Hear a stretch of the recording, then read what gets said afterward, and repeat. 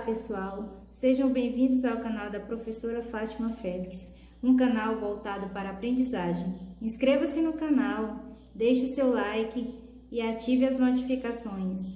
A aula de hoje iremos fazer uma análise filosófica de um livro da literatura infanto-juvenil muito conhecido. Eu estou falando da história de Pinóquio, um boneco de madeira que viveu grandes aventuras até se tornar um menino de verdade. Vamos ver que essa história tem a ver com o ensino da ética. Então vamos lá, vamos fazer nossa análise filosófica da história de Pinóquio. Vem comigo.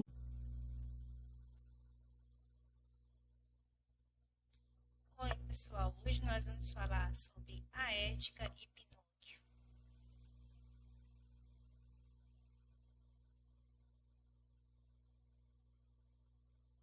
Ética vem do grego ethos, que significa modo de ser, caráter e costume. E a ética traz para nós valores como coragem, respeito, piedade, solidariedade, humildade e honestidade. Então, esses são os valores que a ética traz para nós. A ética ela procede do termo grego ethos, que significa morada do homem, e é o estudo geral do que é bom ou mal. Um dos objetivos da ética é a busca de justificativas para regras propostas pela moral e pelo direito, mas ela é diferente de ambas, pois não estabelece regras. Ela é uma reflexão sobre a ação humana, que é uma característica da ética. Então, a ética ela reflete sobre a ação humana. Ethos. O ethos ele vai compreender como comportamentos que caracterizam uma cultura, um grupo profissional, enquanto faz uso de alguns valores de uma escala deles.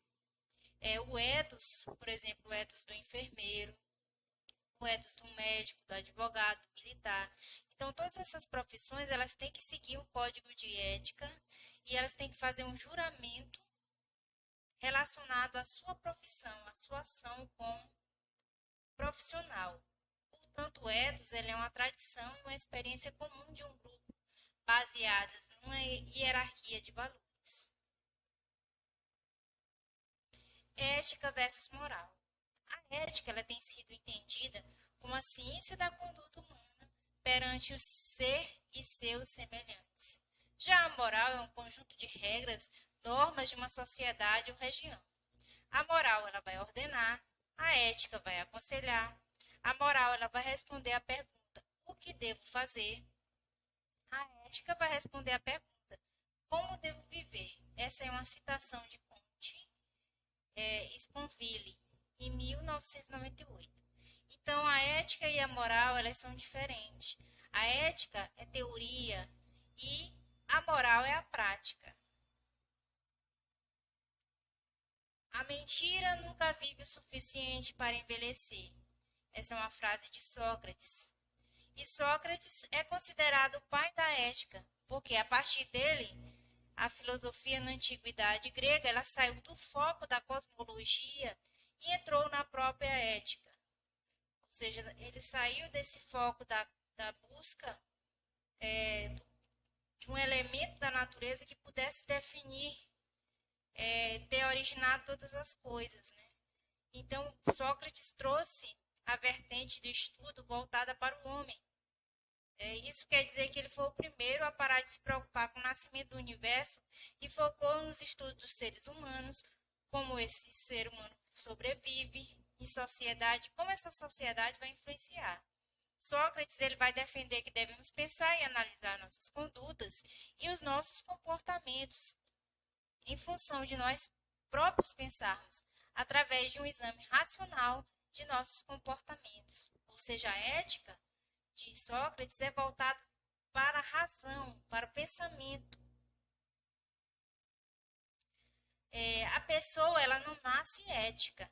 Sua estruturação ética vai ocorrendo juntamente com o seu desenvolvimento. Ou seja, a humanização, a socialização do indivíduo vai constituir essa ética individual, porque o indivíduo ele vai assimilar valores que ele vai receber de seu semelhante. Ou seja, a sociedade vai influenciar na conduta do ser humano, conforme ele vai se desenvolvendo. Então, nesse período aqui, onde a criança ainda está se desenvolvendo, ele é amoral, ou seja, desprovido de moralidade, ele ainda não tem esse conhecimento relacionado à conduta, ao dever, o que é certo e o que é errado. O desenvolvimento moral segundo Piaget. Para Piaget, o desenvolvimento moral ele é dividido em 3 fases. A primeira fase ele denomina de anomia, ou seja, a moral ela não se aplica e as normas de condutas são determinadas pelas necessidades básicas. Porém, essas regras são obedecidas apenas pelo hábito e não por uma consciência que o indivíduo tenha se é certo ou errado. Na anomia, a criança, o indivíduo, ele não tem essa noção do que é certo e do que é errado. Já na heteronomia, ele respeita essa autoridade, né? Ele respeita a visão do outro, mas não tem essa consciência, nessa reflexão, ele apenas obedece, porque ele tem medo de uma certa punição, né? E na autonomia, que é outra fase que o indivíduo se desenvolve, na autonomia ele passa a ter a noção de ética, né? Ele legitima essas regras, ele adquire uma consciência moral, ele possui princípios e passa a ser responsável, autodisciplinado e justo. E a responsabilidade pelos seus atos ele vai assumir, e vai ter uma intencionalidade e vai perceber que cada ato tem uma consequência. Então, nesse período aqui da anomia, tudo é uma bagunça. O indivíduo ainda não tem a noção do que é liberdade e o que é libertinagem. É tudo uma bagunça, né? Na heteronomia, ele vai obedecer às regras por medo do castigo, medo da tirania. Já na fase da autonomia, ele vai aprender a ter regras éticas, cooperar, ter afetividade, agir democraticamente e perceber que cada causa tem um efeito. Então, vamos falar agora onde que se originou o Pinóquio, a origem de Pinóquio. As Aventuras de Pinóquio é um romance escrito pelo italiano Carlo Collodi, em Florença, no ano de 1881, e foi publicado 2 anos depois com ilustrações de Enrico Manzanti. E trata-se de um clássico da literatura infanto-juvenil. É a história de um boneco de madeira que ganha vida e foi escrita em meados do século XIX, foi criada na Itália por Carlos Collodi e traduzida para o mundo inteiro, ganhando uma série de adaptações. Então, Pinóquio ele teve sua origem lá na Itália. É um clássico da literatura infanto-juvenil que foi escrito na Itália. Que relação a história de Pinóquio tem com a ética? Esse livro ele trata de pontos decorrentes da ética, como a teimosia, a mentira e o desinteresse pela escola, entre outras atitudes, e também a questão da evolução do personagem. Ele é um livro rico de sabedoria filosófica. Então, vamos entender a história de Pinóquio fazendo uma análise filosófica dessa história. A criação de Pinóquio. O Gepeto ele era um carpinteiro e morava sozinho. E ele tinha como hobby trabalhar com madeira e ele tinha muitas marionetes. E um dia ele fez uma especial para lhe fazer companhia. Ao terminar, ele falou: seu nome será Pinóquio. Então, se analisarmos essa etapa da criação do boneco, pode-se fazer uma certa menção à religiosidade. Como se Gepeto ele fosse Deus. E o Pinóquio ele fosse quem? A humanidade.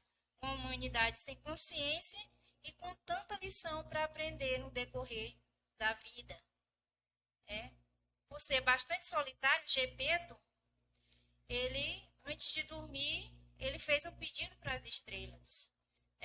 Pediu que Pinóquio se tornasse um menino de verdade. Ou seja, o Gepeto, ele fez uma conexão com o divino para que ele obtenha algo que está faltando, ou seja, uma família, que é o que ele necessita naquele momento. Então, a gente percebe uma questão de religiosidade presente no livro de Pinóquio, na história de Pinóquio. Então, o Gepeto vai dormir, o que acontece?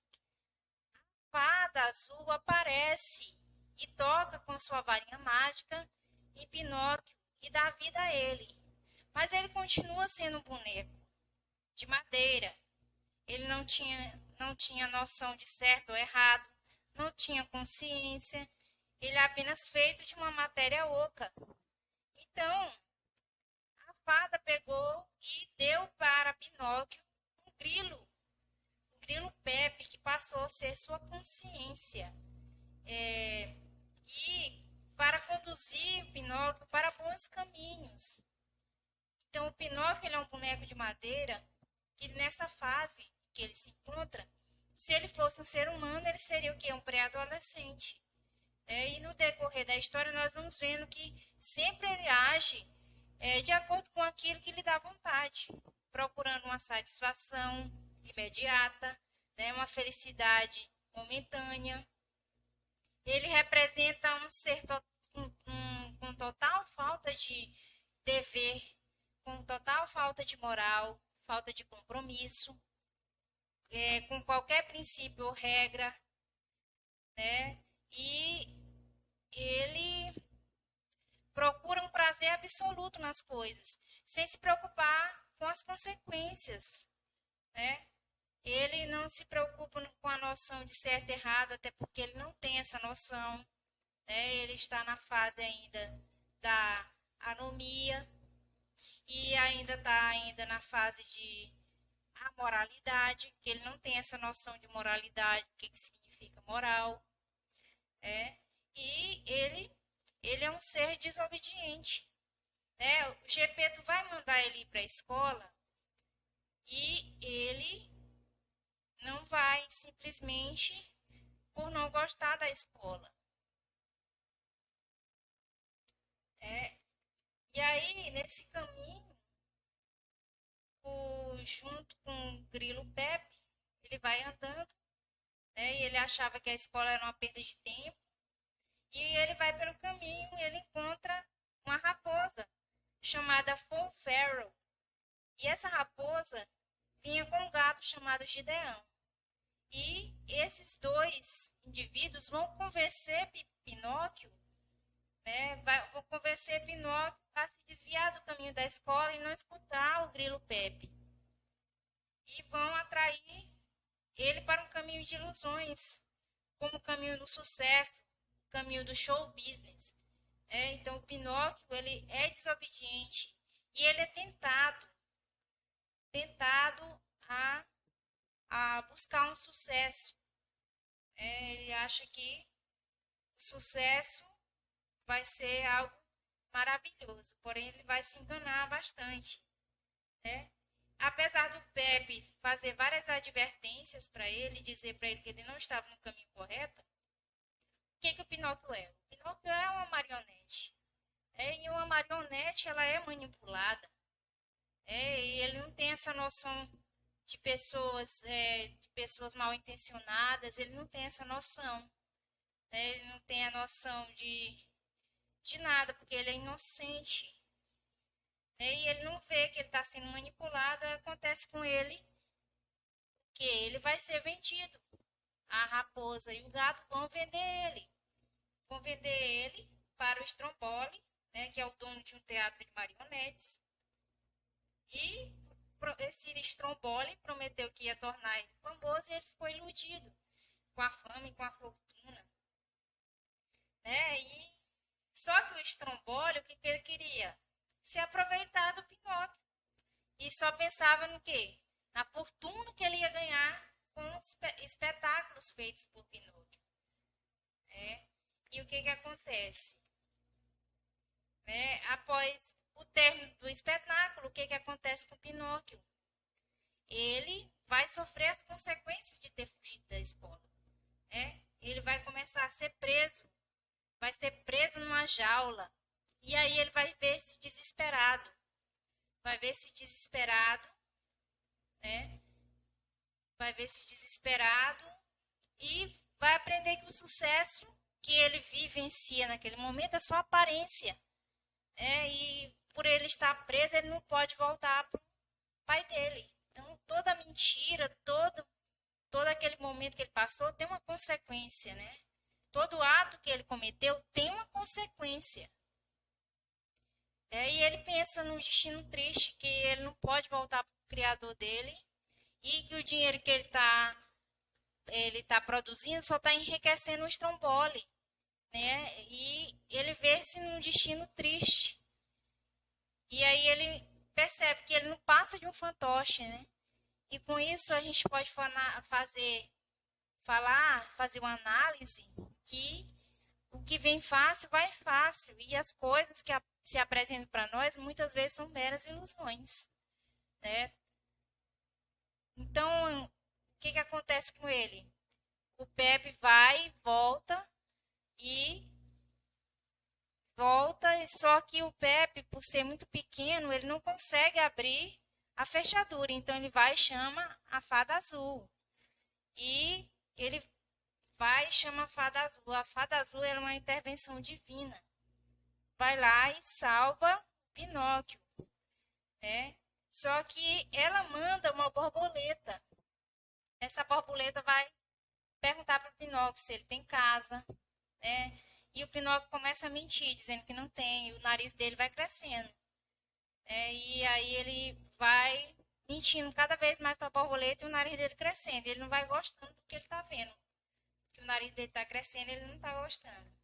E aí a borboleta faz um acordo com ele e diz assim, que se ele se comportar bem, o nariz dele ia voltar ao normal, né? Se ele prometesse que voltaria para a escola, se ele prometesse que ia voltar para casa, né? E prometesse não mentir mais, ele ia ter o nariz dele de volta.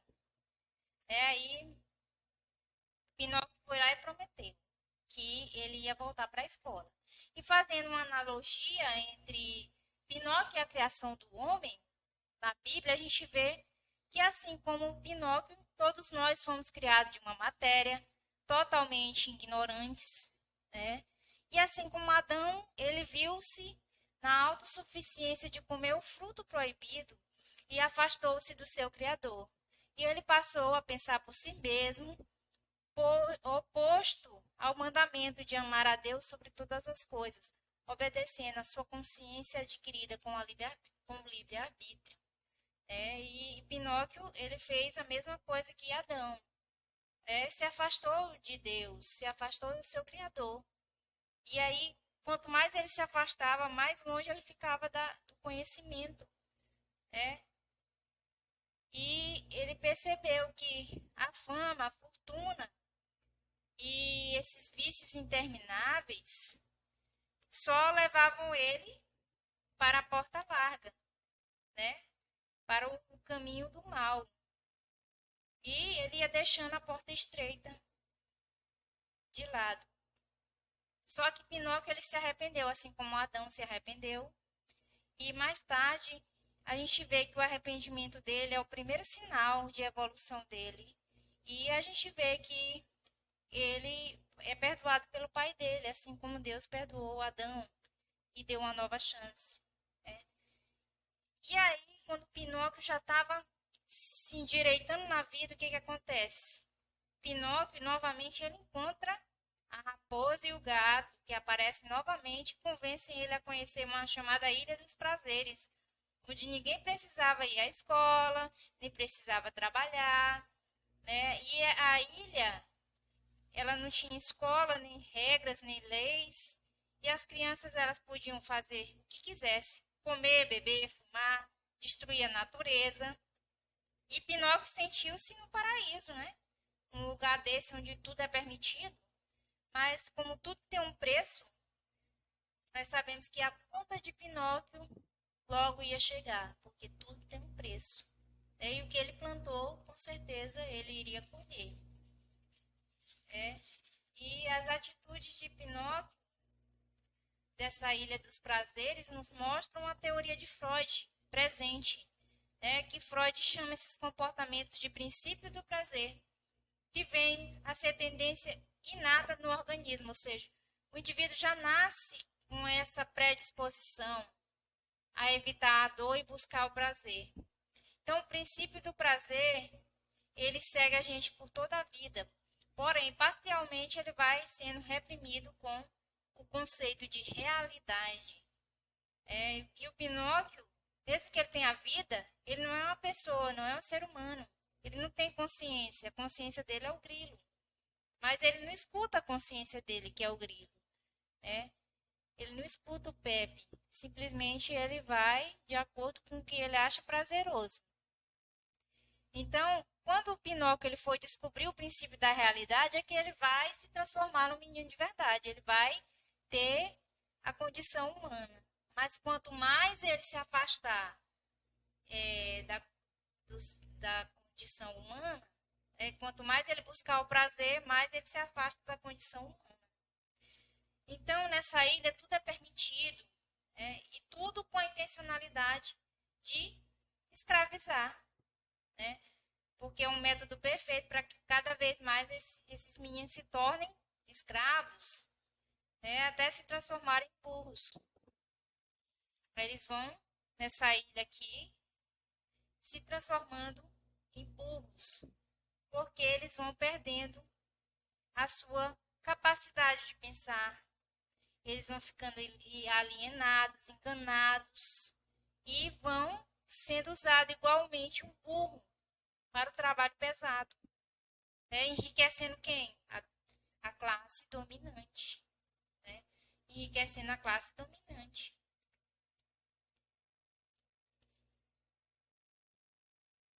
Pinóquio e a intertextualidade. A história de Pinóquio ela tem um cunho intertextual, porque ele tem elementos de outros textos. Ele faz uma conexão com outros textos. Por exemplo, a história de Pinóquio ganhar a orelha de burros. Faz uma referência literária às metamorfoses do o asno de ouro, um trabalho clássico estudado em escolas de mistério com a maçonaria. E as metamorfoses descrevem a aventura de Lúcio, que é tentado às maravilhas da magia e, por causa dessa tolice, se transforma num burro. E isso leva a uma longa e árdua jornada, e ele finalmente é salvo por Ísis e junta-se ao culto do mistério. Então, Pinóquio tem elementos dessa história aqui, Metamorfoses ou Asno de Ouro, um clássico da maçonaria. E também bebe um pouco da história do rei Midas, que o rei Midas foi aquele que tinha um toque de ouro. Tudo que ele tocava virava ouro. E no final Midas abandonou a riqueza e ele foi ser adorador do deus Pan. E Pan e Apolo fizeram lá uma aposta para saber quem tocava melhor um instrumento. E Apolo acabou ganhando, e o rei Midas se revoltou. E não gostou e ficou criticando. E aí o deus Apolo pegou e deu orelhas de burro ao rei Midas. E a gente percebe que há uma intertextualidade entre a história de Pinóquio e esses dois clássicos, essas duas literaturas. E Pinóquio também faz uma intertextualidade com o livro de Jonas e a Baleia, aquela parte da Bíblia que conta a história de Jonas, só que na Bíblia fala que é um peixe grande.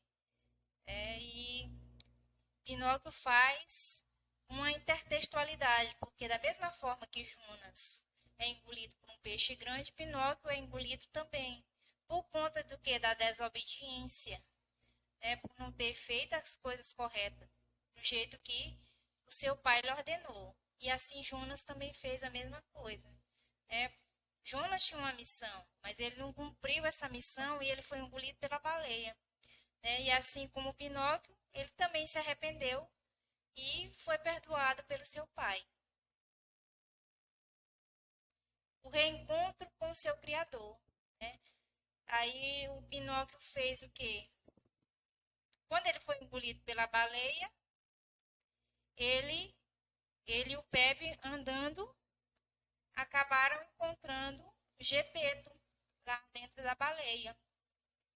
E aí o Pepe, muito esperto, viu uns pedaços de madeira, né? Viu um pedaço de madeira e disse que seria correto eles pegarem e fizessem uma fogueira.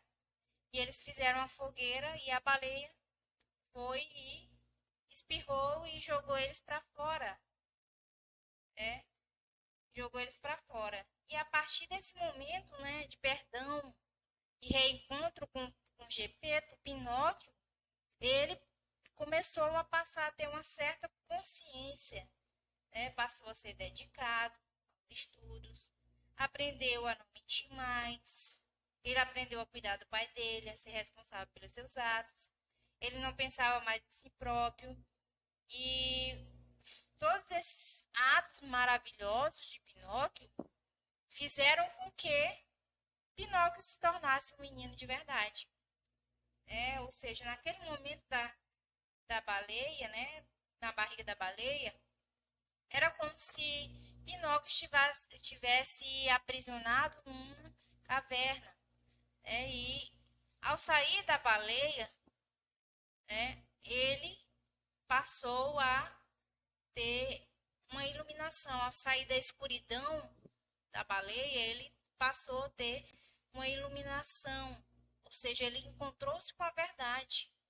Ele encontrou-se com as regras éticas. Ele encontrou-se com a iluminação, o verdadeiro conhecimento. Ele passou a valorizar seu pai. Ele passou a ser uma pessoa melhor. Passou a buscar a verdade. Então, esse livro de Pinóquio nos faz entender que existem várias lições que ele passou a aprender. Ele vivenciou vários momentos. E ele percebe que os verdadeiros amigos dele eram o pai dele e o grilo Pepe. E ele passou a ter uma consciência, uma subjetividade. E ele percebeu que não é certo abandonar os pais, principalmente o pai, né, dele, ele só tinha esse pai. E ele aprendeu que era importante valorizar a família, ele aprendeu que é importante estudar, porque quem estuda não é enganado, né? Ele aprendeu a fazer uma leitura de mundo. E ele aprendeu também que nós não devemos escutar todas as pessoas, porque nem todas as pessoas têm boas intenções. Ele aprendeu que as palavras muitas vezes nos enganam, são coisas ilusórias. Então, Pinóquio, ele aprendeu a fazer uma leitura de mundo, ele aprendeu a valorizar a liberdade, e ele percebeu que a liberdade ela traz consequências. E liberdade quer dizer responsabilidade. Então é muito interessante essa história de Pinóquio, que faz uma alusão ao ser humano. Quando não tem consciência das coisas, age por impulso. E com o decorrer do tempo, ele vai aprender, ele vai adquirir a ética, ele vai adquirir o pensamento correto. Então, essa história é muito interessante. Então, essa é a nossa análise em relação à ética presente no livro de Pinóquio. Eu agradeço a atenção de todos. E essa foi nossa análise filosófica